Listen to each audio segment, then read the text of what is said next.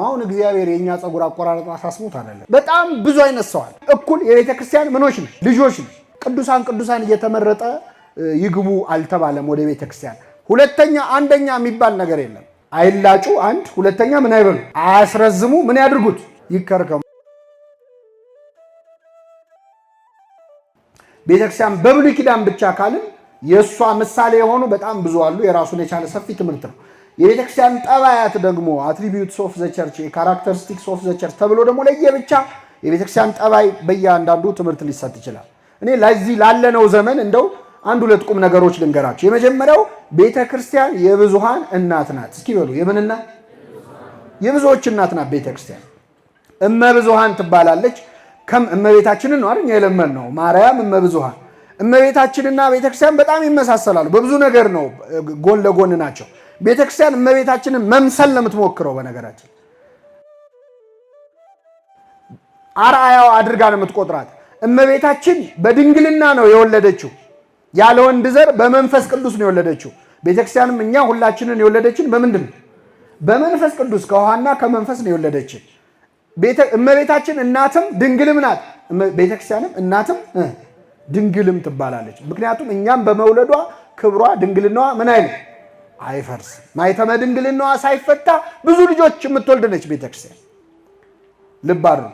ቤተክርስቲያን ሙሽራውም ነች፣ የክርስቶስ ሙሽራ ነች፣ ልጁም ነች። ልክ አዳም ከጎን ተኝቶ ሳለ ከጎኑ አንዲት አጽም ወስዶ እግዚአብሔር ያችን አጥንት ሴት አድርጎ ሰራት ይላል። አዳም በተኛ ጊዜ የሁላችን እናት ሔዋን እንደተገኘች ሁለተኛው አዳም ክርስቶስ በመስቀል ላይ በሞተ ጊዜ የሁላችን እናት ቤተ ክርስቲያን ተገኝታለች። ከጎኑ በፈሰሰው ምን ውሃና ደም ጥምቀት ማለት የሁላችን እናት ጥምቀት ተገኝታለች። ስለዚህ ቤተ ክርስቲያን የሁላችን ምንድን ነች? እናት ነች። ሁላችንም ደግሞ የቤተ ክርስቲያን ምኖች ነን? ልጆች ነን። ማን ነው የበኩር ልጇ የቤተ ክርስቲያን አይባልም። ሁላችንም የበኩር ልጆች ነን ማለት የቤተ ክርስቲያን የልጅ ልጅ እየተባለ አይሄድም። የዛሬ 2000 ዓመት ለመጀመሪያ ጊዜ የተጠመቁት ክርስቲያኖችም አሁን ያለነውም እኩል የቤተ ክርስቲያን ምኖች ነን? ልጆች ነን። የበኩር ልጇ ቅዱስ አምብሮስ ነው ያለው። ሁሉም ክርስቲያን የቤተ ክርስቲያን የመጀመሪያ ልጇ፣ ሁለተኛ አንደኛ የሚባል ነገር የለም። እኩል ነን። በልጅነት ማንም ከማንም አይበልጥ። እኛ ስንጸልይ በሰማያት የምትኖር ምናችን ሆይ አቤት። ቅዱስ ፓትርያርኩ ሲጸልዩ በሰማያት የምትኖር ምናችን ሆይ ነው ይቀየራል። አባትና ልጅ ቆመው አባት አባታችን ሆይ ሲል ልጅ አያታችን ሆይ ይላል። ምን ሆይ ነው የሚለው? ሁላችንም እኩል ነን። የእኩል ልጅነት ነው። ይሄ ማለት ምን ማለት መሰለህ? በቤተ ክርስቲያን ጉዳይ የበለጠ ባለመብት የሆነ ሰው የለም። ሁላችንም እኩል እንጠየቃለን። ሁላችንም የቤተ ክርስቲያን ምኖቿ ነን? ልጆቿ ነን። የምታበላልጠው የለም። የእንጀራ ልጅ የለም፣ የልጅ ልጅ የለም፣ የቅርብ የሩቅ የሚባል ነገር የለም። ሁላችንም ለቤተ ክርስቲያን የበኩር ልጆቿ ነን።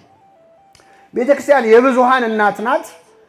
በዚህ በኖህ መርከብ በመመሰሏ በጣም ብዙ ሊቃውንት የብዙሃን እናት መሆኗን ተናግረዋል። ታስታውሱ ከሆነ የጥፋት ውሃ አምጥቶ እግዚአብሔር ምድርን ሊያጠፋ ሲል ለኖህ ያዘዘው መርከብ እንዲሰራ ታሪክ ተጽፏል በመጽሐፍ ቅዱስ አይደል? በዚያ መርከብ ውስጥ ኖህ ምድር ላይ ያሉ እንስሳትን ሁሉ ወደ መርከቡ እንዲያስገባ ታዘዘ። ሁለት እያደረገ ወንድና ሴት እያደረገ እንስሳቱ ሁሉ ወደ ኖህ መርከብ ገቡ። ሰው ሁሉ እንዲገባ ነበር የተፈለገው፣ ግን ሰዎች ኖህ ላይ ያላገጡበት፣ ዘበቱበት። አንደኛ ከዚያ በፊት ዝናብም ዘንቦ አያውቅም። ምድር ውስጡን ትርሳለች እንጂ አይዘንብም ነበር። ስለዚህ የኖህን ስብከት ማንም አልሰማውም፣ ቀለዱበት እና ኖህ ቤተሰቦቹን ይዞ 8 ሰዎች ይዞ ምድር ላይ ያሉትን እንስሳት በሙሉ ወደዚያች መርከብ አስገባ። ካስገባ በኋላ የመርከቡን በር እግዚአብሔር ከውጭ ዘጋው ይላል። ከውጭ ዘጋው። ተዘጋ። ለ7 ቀን ዝናብ አልዘነበም። 7 ቀን ሙሉ ዝም ብለው ቆዩ መርከብ ውስጥ ገብተው እና ውጭ ያሉ ሰዎች በጣም ቀለዱበት።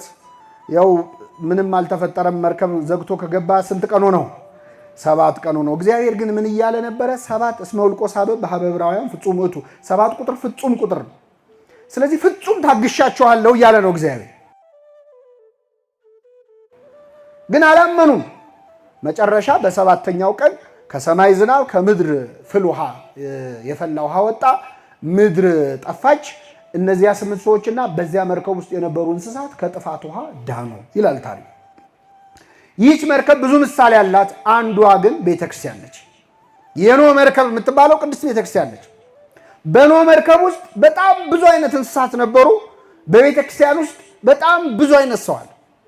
ብዙ አይነት ሰው በኖህ መርከብ ውስጥ ንጹህ የሆኑ እንስሳት አሉ፣ የሚበሉ እንስሳት አሉ። እንደ በግ ያለ፣ እንደ ፍየል ያለ እንዲበሉ የተፈቀደ እንስሳት አሉ። የማይበሉ ደግሞ የረከሱ እንስሳትንም አስገባ ብሎታል እግዚአብሔር። ይሄ ማለት ምን ማለት ነው? በቤተ ክርስቲያን ንጹሃን ጻድቃን ቅዱሳን አሉ። በተቃራኒው ደግሞ ኃጢአተኞች በቤተ ክርስቲያን ውስጥ አሉ የሉ? ከኔ ጋር ናችሁ? ኃጢአተኞች ይገባሉ አይገቡ? ቅዱሳን እየተመረጠ ይግቡ አልተባለም ወደ ቤተ ክርስቲያን። ኃጥኡም ጻድቁም ይገባል ወደ ቤተ ክርስቲያን። የሚበላውም የማይበላውም እንደሚገባ ማለት። በኖህ መርከብ ውስጥ በግ ነበረ። ቅን ሰዎች በቤተ ክርስቲያን ውስጥ አሉ። በኖህ መርከብ ውስጥ ርግብ ነበረች። የዋህ ሰዎች ቤተ ክርስቲያን ውስጥ አሉ። በኖህ መርከብ ውስጥ ጅብ ነበር አልነበረ? በቤተ ክርስቲያን ሆዳም ሰው የለም አለ። እገሌ እንዳትሉ አደራችሁ፣ ራሳችሁን አስቡ። ጅብ ያለው እገሌ ነው እንዳትሉ። የተለያየ አመል ያላቸው ሁሉ እንስሳት ገብተዋል። ይሄ ማለት ኃጥኡንም ጻድቁንም የሚሰበስብ አምላክ ነው። ሁላችንም በቸርነቱ ይሰብስበን። የተለያየ አመል ስላለው ሰው ይውጣ አይባልም። ከነሱሱ ከናመሉ ከነክፋቱ ቤተክርስቲያን ሁሉን ትቀበላለች። የረከሰውን የማይበላውን እንደተቀበለች ማለት ልዩነቱ ይላል ቅዱስ ዮሐንስ አፈወርቅ። ወደ ኖህ መርከብ በግ ሆኖ ገብቶ ሲወጣ በግ ነው። ተኩላ ሆኖ ገብቶ ሲወጣም ተኩላ ነው። ወደ ቤተክርስቲያን ግን ተኩላ ሆነው ገብተው ጅብ ሆነው ገብተው በግ ሆነው የወጡ ሰዎች አሉ። ይሄ ማለት ሆዳም ሆነው ገብተው ጾመኛ ሆነው ይወጣዋል። ዘማዊ አመንዝራ ሆነው ገብተው ደናግል ሆነው ንጹሃን ሆነው በንስሐ ተመልሰው የወጡ ሰዎች አሉ። ሁላችንም በቸርነቱ ይመልሰ። ስትገባም ጅብ ስትወጣም ጅብ ከሆንክ ግን አልተለወጥክም ማለት ነው። አሁን ችግሩ ሁሉ ነገር ይለወጣል። እኛ ነን በጣም እናስቸግር። ወደ ቤተ ክርስቲያን ውሃ ሲገባ ምን ይሆናል? አቤት አፈር ሲገባ እምነት፣ ህብስቱና ወይኑ ሲገባ ስጋው ደግሞ ይሆናል። እኛ ስንገባ ገብተን አልለወጥ ብለን ስንወጣም ጅብ ስንገባም ጅብ የሆነውን እግዚአብሔር በቸርነቱ ይማረን። ስለዚህ በኖህ መርከብ ውስጥ በጣም የሚገርመው ሁሉን አካታች መሆኗ ቤተክርስቲያን ያሳያል። ሌላው የኖህ መርከብ ልክ ጥፋቷ ከመምጣቱ በፊት በሩን ማን የዘጋው ብለናል? እግዚአብሔር ነው የዘጋው። ከውጭ ነው የዘጋው። የቤተ ክርስቲያንን በር መክፈትም መዝጋትም የሚችለው ማን ብቻ? እግዚአብሔር ነው። እሱ ከዘጋ የሚከፍት የሌለ፣ እሱ ከከፈተ የሚዘጋ የለም ይላል። መክፈቻ ተሰጠኝ ብሎ ራሱ እንደ አልፋና ኦሜጋ እኔ ነኝ፣ እኔ ከዘጋው የሚከፍት የለም፣ እኔ ከከፈትኩ የሚዘጋ የለም። የቤተ ክርስቲያንን በር የሚዘጋብንም የሚከፍትልንም ማን ነው? እግዚአብሔር። አንዳንድ ሰዎችን ምክንያት አድርገው ከቤተ ክርስቲያን ይጠፋሉ። እገሌ ገላመጠኝ፣ እገሌ ተናገረኝ፣ እገሌ እንዲህ ሲያደርግ መንገድ ዘጉብን፣ ተገፋን፣ እንዳናገለግል እንደዚህ ሆነን ምናምን። የቤተ ክርስቲያን በር የሚዘጋብን ማን ብቻ? እግዚአብሔር ነው። ከውጭ ዘጋው ነው የሚለው። ሰው የቤተ ክርስቲያንን በር መክፋት መዝጋትም አይችልም፣ መክፈት እንደው አንስተው አንጠልጥለው ደግሞ ከወረወሩ የዛኔ እግዚአብሔር ይቀበላል። አይነ ስውር ሆኖ የተወለደውን ሰው ታሪክ ታስታውሳላችሁ። አይኑን ክርስቶስ ያበራለት፣ ምራቁን እንትፍ ብሎ አይን ሰራለት፣ ተጠመቀ። መጨረሻ አይሁድ ያዳነ ሰው ኃጢአተኛ ነው ሲሉት እሱም አልሰነፈም፣ በደንብ ተከራከራቸው። ማሳመን ሲያቀጣቸው አንስተው ወደ ውጭ ገፍትረው አስወጡት ይላል። ወደ ውጭ አስወጡት ይልና ኢየሱስም ተቀበለው ይላል። ማን ተቀበለው? ኢየሱስ ክርስቶስ። ከቤተ ክርስቲያን ተገፍትረ ፊዚካሊ ሊትራሊ ማለት ነው እንደዚህ ተገፍትረ ስትጣል ያኔ ይቀበልሃል። ከዛ ውጭ ግን እንዲያረጉኝ እንዲተናገሩኝ ብለህ ብትጠፋ አይቆጥርልህም። እና በዚያ መርከብ በሩን የዘጋው እግዚአብሔር ነበረ። ሌላው በጣም የሚደንቀው በኖህ መርከብ የዳነው አንድ ቤተሰብ ነበረ። ስንት ቤተሰብ? በቤተ ክርስቲያንም የሚድነው አንድ ቤተሰብ ብቻ። የማ ቤተሰብ ካላችሁ ሁላችን ስንት ቤተሰብ ነን? እናታችን ማን ናት? ቤተ ክርስቲያን ነች፣ እመቤታችን ነች። አንድ ሃይማኖት፣ አንዲት ጥምቀት ነው የኛ መገለጫችን። ስለዚህ በቤተ ክርስቲያን አንድ ቤተሰብ ነው የሚድነው። ሁላችን አንድ ቤተሰቦች ነን። በኖህ መርከብ ውስጥ ከጥፋቱ የዳነው 8 ሰው ነው። ውጪ ጀልባ ተጠቅመው ወይ በሌላ መርከብ የዳኑ ሰዎች አሉ? የሉም። ከቤተ ክርስቲያን ውጭም ድነት የለም። ሌላ ጀልባ፣ ሌላ ዲኖሚኔሽን የሚባል ነገር የትኛው ነው ሃይማኖት ትክክለኛው የሚለው እንነጋገር እንጂ ስንት ሃይማኖት ነው መጽሐፍ ቅዱስ የሚለው? አንድ ጌታ፣ አንድ ሃይማኖት፣ አንዲት ሌላ ጀልባ የለም። አንዳንድ ሰው እግዚአብሔርን ይቀበላል፣ ቤተክርስቲያንን አይቀበልም። ያለ ቤተክርስቲያን ድህነት የለም። ይሄ ቸርችለስ ክርስቲያኒቲ ይባላል። ክርስትናውን ይወደዋል፣ ቤተክርስቲያንን አይወዳት። ቤተክርስቲያን አልባ ክርስትና የለም። ቸርችለስ ክርስቲያኒቲ ደግሞ የዚህ ተቃራኒ ደግሞ አለ። ክርስቶስ የሌለበት ቤተክርስቲያንም አይሆንም። ሁለቱም ልክ አይደሉም እና በኖህ መርከብ ከጥፋት ውሃ እንደዳነው ሁላችን የምንድንባት መርከብ ቅድስት ቤተክርስቲያን ናት። ሁላችንን በቤተክርስቲያን የሰበሰበን አምላክ የምንድንባት ያድርገን። መርከብ ውስጥም ሆኖ መጥፋት ደግሞ እንዳይመጣ። አሁን የኛ ለየት ያለ እኮ ነው። እነሱስ ከጥፋት ውሃ ነው፣ የኛ እኮ የዘላለም ነው።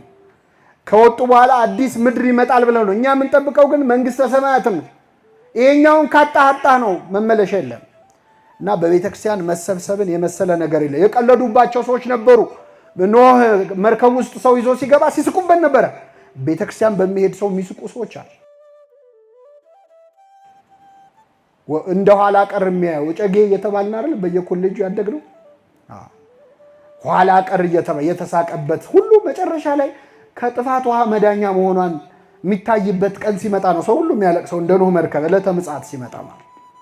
ስለዚህ ሁላችን እግዚአብሔር በቸርነቱ ይሰብስበን። ቅዱስ ዮሐንስ አፈወርቅ ደግሞ ከኖህ መርከብ ውጪ ቤተክርስቲያንን ሐኪም ቤት ናት አለ። ምንድነች? ሐኪም ቤት ነች። እንደውም ቅዱስ ዮሐንስ አፈወርቅ ቤተክርስቲያን ሐኪም ቤት ናት እንጂ ፍርድ ቤት አይደለችም ይላል። ቤተክርስቲያን ሐኪም ቤት ናት፣ ሆስፒታል ናት። ቤተክርስቲያን ሐኪም ቤት ናት። እኛ ሁላችን ደግሞ ታካሚ በሽተኞች ነን። እንግዲህ በሽታው ደግሞ እንደየደረጃው ይለያያል። በጣም ጽኑ በሽታ ያለበት ሰው ማለት ጽኑ ኃጢአተኛ ነው። ደግሞ ቀለል ያለው በሽታ ደግሞ ቀለል ያለ ኃጢአተኛ ነው። ይሄ ማለት ምንድነው? አንዳንዴ ቃለ እግዚአብሔር በተለይ ወደ ቤተክርስቲያን ቀረብ ብለን ወንጌሉን ሰምተን ልባችን ድንጋይ የሆነ ሰዎች አለ፣ ምንም የማይመስለን። ይሄ ማለት ባክቴሪያ አለ፣ ሆስፒታል አካባቢ ያለ ባክቴሪያ አለ። በጣም መድኃኒት ሬዚስት የማድረግ ችሎታ አለ። ምንም አይነት መድኃኒት ብትለው ማስታገሻ ብትለው አይሰማም። ለምን? መድኃኒቱ ምን ብሎታል? ይሄ ማለት ቃለ እግዚአብሔር ስንሰማ ኖረን ምንም የማይመስለን ልባችን ለመሰበር የሚያስቸግር ደግሞ በትንሽ የሚድኑ ሰዎች አሉ። ግን ሁላችንም በእግዚአብሔር ፊት በሽተኞች ነን። ቅዱስ ጎርጎርዮስ ዘንዚናዙ ደግሞ እኔ ከሐኪም ስራ የካህን ስራ በጣም የከፋ ነው ይላል። በጣም አስቸጋሪ ነው። ሆስፒታል ሄደ ከሚያክሙ ሐኪሞች በላይ የካህናት ስራ በጣም አስቸጋሪ ነው ይላል ቅዱስ ጎርጎርዮስ ዘንዚናዙ። ክህነት ላለመቀበልም ያላረገው ሽሽት የለም። በግድ ነው አንቀው እንዲቀበል ያደረጉ ጎርጎርዮስን እና ለምንድን ነው ክህነት መቀበል ያልፈለግከው ሲባል እኔ ሐኪም መሆን ይሻለኛል ካህን ከመሆንም። ምክንያቱም ይላል ሐኪም የሚያክማቸው በሽተኞች ከበሽታቸው ለመዳን ይፈልጋሉ አይፈልጉም? ይፈልጋሉ። ካህን የሚያክማቸው ምዕመናን ግን ለመዳን አይፈልጉም። አይተባበሩም። ለድህነታቸው ትብብር አያደርጉም። እዚህ ጋር አሞኛል፣ እዚህ ጋር ይወጋኛል፣ በዚህ ገብቶ በዚህ ወጥቶ ብለው በሽተኞች ያስረዳሉ። ካህናት ፊት ግን ቀርበን እኛ ኃጢአታችንን አንናገር። ቅኔ አይደል የምናረገው? ንስሐ አባት ፊት ቀርቦ እኮ ውስብስብ ያለ ንስሐ ይገባል። የእሱን ቅኔ ማን እንደሚፈታ እግዚአብሔር ያውቀው። አንዳንድ ሰው ብልጣብልጥም ለመሆን በቃ አባ ባጭሩ እኔ ኃጢአት የተባለውን በሙሉ ምን ብያለሁ ሰርቻለሁ። ያው ያውቁት የለ አባይ ሆስፒታል ሄደ ባጭሩ እኔ በሽታ የተባለውን በሙሉ ታምሜያለሁ ትላለህ ይባላል። ይሸቀሽቀኛል፣ ይወጋኛል አይደል? ምንድን ነው በሽታውን የደበቀ ምን የለውም። ኃጢአቱን የሚሰውር ደግሞ አይለማም። የሚናዘዛትና የሚተዋት ግን ምሕረትን ያገኛል። አንተባበርም።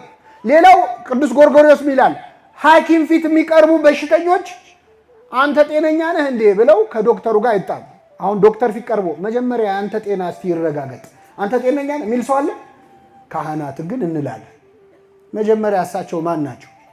ምን ቄስ አለ ዛሬ እንላለን እኮ። የኃጢአተኛ ትዕቢተኛ መፈወስ የሚፈልግ ሰው ትትና ያለው። ስለዚህ ካህናት ይላል ቅዱስ ዮሐንስ አፈወርቅ ደግሞ ይቀበለውና ስለዚህ ካህናት ራሳቸውን ከሐኪም በላይ ማድረግ አለባቸው። ቢቻል የሐኪም ያህል አለዚያ ከሐኪም በላይ ማድረግ አለባቸው። ሐኪም ቁስል ሲያክም በጣም የሚያቃጥል መድኃኒት ሊቀባ ይችላል አይደል? ካህናት ሊገስጹን ይችላል። የሚያቃጥለው መድኃኒት ግን ኪውር የሚያደርግ የሚፈውስ ነው እንጂ አንተን ለማሰቃየት ብሎ አይደለም ሐኪም የሚቀባ። ካህናት ቢገስጹን፣ ቢኮሳተሩ፣ ቢቆጡን የኛን የኃጢአት ቁስል ነቅሎ ለማውጣት ነው። እንደዛ አድርገ ተረዳው። ካህኑ ግን ቀስ እያለ ወመገስጽ ይኩን ከመማዕትም ወጽኑ አቃል የሚገስጸው ካህን የሚቆጣ ይሁን፣ ንስሐ ልጆቹን አያስበርግጋቸው።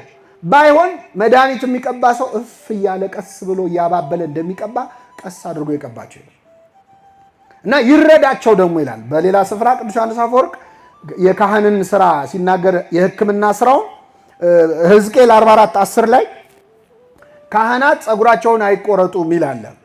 ጸጉራቸውን አይላጩ ወይም ደግሞ ጸጉራቸውን አያሳድጉ ይከርከሙ ይላል። ልክ እንደኔ ማለት ነው። ካህናት ጸጉራቸውን ምን አይበሉ? እየሰማችሁ ነው? ምን አይበሉ? አይላጩ። አንድ ሁለተኛ ምን አይበሉ? አያስረዝሙ። ምን ያድርጉት? ይከርከሙ። አሁን እግዚአብሔር የኛ ጸጉር አቆራረጥ አሳስቦት አይደለም።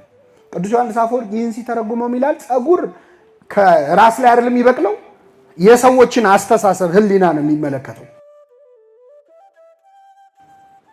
ካህን ጸጉሩን አይላጭ ማለት የምዕመናንን ምድራዊ ፍላጎቶችና ሐሳቦች ጨርሶ አልሰማም የሚል መሆን የለበትም። ምንም ነገር ስጋዊ ነገር አያስፈልግም ብሎ ምዕመናን ላይ ቀንበር የሚጭን መሆን የለበትም። ይሄ ማለት መላጨት ማለት ነው። ድካማቸውን የማይረዳ ስጋዊ ፍላጎታቸውን ሐሳባቸውን ኮንሲደሬት ያልሆነ በቃ የራሱ ጉዳይ የሚል አይሁን። እንዲህ ከሆነ ተላጨው ማለት ነው። ደግሞ አያሳድግ ማለት ከመጠን በላይ ለስጋዊ ሐሳባቸው ደግሞ ቦታ መስጠት የለበትም። ኃጢአት ሲሰሩ ምንም ችግር የለውም ያለ ነው አይዞ ማለት የለበትም። ባንተ አልተጀመረ ማለት ይሄ ከሆነ አሳደገው ማለት ነው ጸጉር። ስለዚህ ምን ያድርገው አለ? ይከርክመው ማለት ስጋና ነፍሳቸውን ማዕከላዊ በሆነ መንገድ ያስተናግድላቸው ብሎ አስተምሯል። ጌታችን መድኃኒታችን ኢየሱስ ክርስቶስ ያደረገውን እናንሳና ወደ መጨረሻው ነጥብ እንመጣለን። ክርስቶስ ቤተ ክርስቲያንን እንዴት ማስተናገድ እንዳለብን አሳይቶናል። የዮሐንስ ወንጌል ምዕራፍ 2 ላይ ዮሐንስ ወንጌል ምዕራፍ 2 ላይ ቤተ መቅደስ ውስጥ ገባ ክርስቶስ። በቤተ መቅደስ ውስጥ በጣም የሚያስደነግጥ የሚያሳፍር ስራ ሲሰሩ አገኛቸው አይሁድን። ምንድነው ካላችሁ የንግድ ስራ እየሰሩ ነበረ። የአይሁድ ፋሲካ ቀርቦ ነበር። ኢየሱስም በመቅደስ በሬዎችና በጎችን ርግብ የሚሸጡትን ገንዘብ ለዋጮችን ተቀምጠው አገኘ ይላል። ይሄ ማለት ቤተ መቅደስ ውስጥ አንደኛ የባንክ ስራ ይሰሩ ነበር። ሐዋላ እንግዲህ ምንድነው አይሁድ ከየሀገሩ ዳያስፖራ ምንለው የተበተነው አይሁድ ለፋሲካ በዓል ይመጣል። ሲመጣ የየሀገሩን ገንዘብ ይዞ ይመጣል። ስለዚህ ገንዘብ እየመጣ ለመለወጥ ባንክ ከመሄዱ ይልቅ እዚሁ ለምን አናገለግለውም ብለው ቤተ ክርስቲያን ውስጥ የባንክ ሰርቪስ ይሰጡ ነበር አይሁድ። ሁለተኛ በግና በሬ ይሸጡ ነበር። ለመስዋዕት የሚሆነውን በግ ይሸጡ ነበር። አይ ለመስዋዕት አይደለም ምን ችግር አለው ካላችሁ ችግሩ ምንድነው? አንድ ሰው ከሩቅ ሀገር በሬ ነድቶ መስዋዕት ሊያቀርብ ሲመጣ አይ ይሄ ለመስዋዕት አይሆንም፣ ባይሆን ይሄንን በሬ በበግ እንለውጥህና በጉን ትሰዋለህ ይሉትና የከሳውን በሬ ተቀብለው ያደልባሉ። ሌላው ግን ደህና በሬ ካመጣ ደግሞ በጣም ቅር ይላቸዋል። ከዚህ እንዲገዛ ይፈልጋሉ። እና አይሁድ ቤተ መቅደሱን የበሬ ግሳት ያለበት የሚሸት በረት አስመስለውት ነበር። ርግብም ይሸጡ ነበር። እንግዲህ አቅም የሌለው ሰው ርግብ ነው መስዋዕት የሚያቀርብ። ይህን ሲያደርጉ ክርስቶስ ገባ። ምን አደረገ? የገመድ ጅራፍ አበጅቶ ይላል ሁሉን በጎችና በሬዎች ከመቅደስ አስወጣቸው ይላል።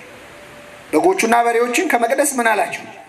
የለዋጮችን ገንዘብ አፈሰሰ፣ ገበታቸውንም ገለበጠ ይልና ርግብ ሻጮችን ይህን ከዚህ ውሰዱ፣ የአባቴን ቤት የንግድ ቤት አታድርጉት አላቸው። ክርስቶስ የወሰደው እርምጃ በጣም በውስጡ ትምህርት አለ። የመጀመሪያው በጎቹና በሬዎቹን ምን አደረገ? አስወጣ። ሻጮቹን አይደለም ያስወጣው። ምኖቹን? በሬና በጎቹ። ይሄ ማለት ኃጢአትህን ነው እንጂ አንተን አይደለም የሚጠላ። በሬዎቹን አስወጣ እንጂ ሻጮቹን ውጡ አላላቸው። ይህን ከዚህ ምን በሉ አውጡ ነው ያለ። ገንዘባቸውን ደግሞ አፈሰሰው። መቅደስ ውስጥ ነግደው ነፍሳቸው ከሚኮነን ገንዘባቸው ቢፈስ ይሻላል አይሻል? ይሻላል። ስለዚህ የሰው ነፍስ ከሚጠፋ ገንዘብ ቢጠፋ ይሻላል ብሎ ያምናል ክርስቶስ። ገንዘቡን አፈሰሰው። ርግቡን ደግሞ በጅራፍ አላለውም። ርግብ በጅራፍ ተብላ ትተርፋለች። ስለዚህ ከዚህ ምን በሉ አላቸው፣ ውሰዱ አላቸው። አሁን ላለንበት ዘመን ምንድነው ትምህርቱ? በቤተ ክርስቲያን ውስጥ በግ ነጋዴዎች አሉ፣ በሬ ነጋዴዎች አሉ፣ ርግብ ሻጮች አሉ። ምንድነው? የት ደብር ነው በሬ ሲነገድ ያየኸው በግ ሲነገድ ያየኸው ካላችሁ፣ በግ ነጋዴዎች ማለት በምዕመናን እምነት የሚነግዱ ማለት የዋሃን ምዕመናንን አማኝ መሆናቸውን ምዕመናንን አይተው ምዕመናን ላይ የሚጫወቱ ሰዎች አለምን የምትሉ ይላል ትንቢተ ኤርምያስ ላይ ህልም አየን እያሉ ራእይ አየን እያሉ እንደዚህ ይሆናል ከ3 ወር በኋላ ዓለም ታልፋለች። እኔ በጣም እንደው እኛ ሀገር ፋክት ቼከር የለም። የትንቢት ፋክት ቼከር መኖር የለበትም። አሁን በጣም ብዙ ትንቢት እኮ ተነግሮ ነበር። አሁን 2015 ላይ ደርሰናል። አልደረስንም? እንደው የሚጠይቅ የለም እንዴ? ኧረ ደርሰናል እንዴት ሆነ የሚል ነገር። ቴዎድሮስም አልመጣም፣ ትንሳኤውም አልመጣም። ፋክት ቼክ እንዴ! አንዳንዴማ ምን ያህል እንደናቁን የምታዩት ዩቲዩብ ላይ የሆነ ባንዲራ ለብሶ ምናምን የሆነ ሰው ይመጣና የዛሬ 3 ወር ዓለም ያልፋል ይልና ሰብስክራይብ አድርጉ።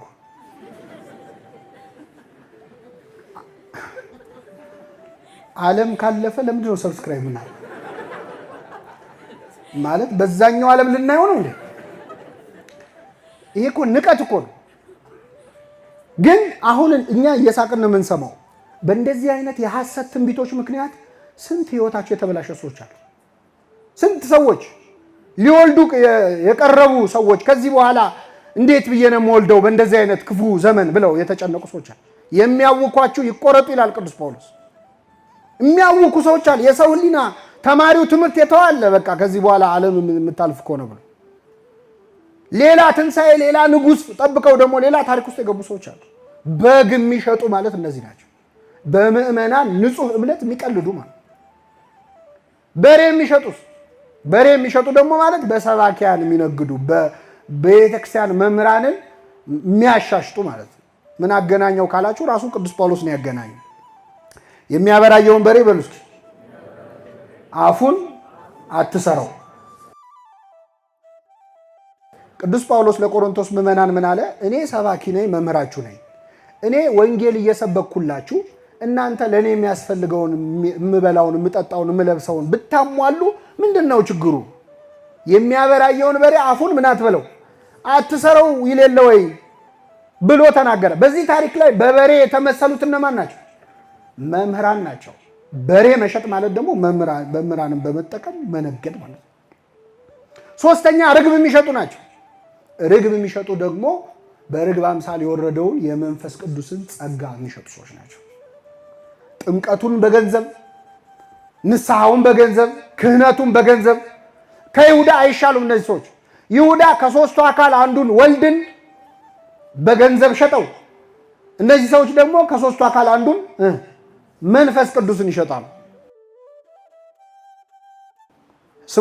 ሲሞን መሰሪ የሚባለው ሽጡልኝ ብሎ ሲጠይቅ ቅዱስ ጳውሎስ መንፈስ ቅዱስን ትሸጥ ዘንድ በገንዘብ ይሸጥልህ ዘንድ ሰይጣን እንዴት በልብ ገባ ያለው ማለት ነው። እና ክርስቶስ እንደ ጥሩ ሐኪም የሚወጣውን አስወጣ። ይሄን ግን አስወጡ አላቸው። ጸቡ ከኃጢአተኞች እንጂ ከኃጢአተኞች ጋር አልነበረም።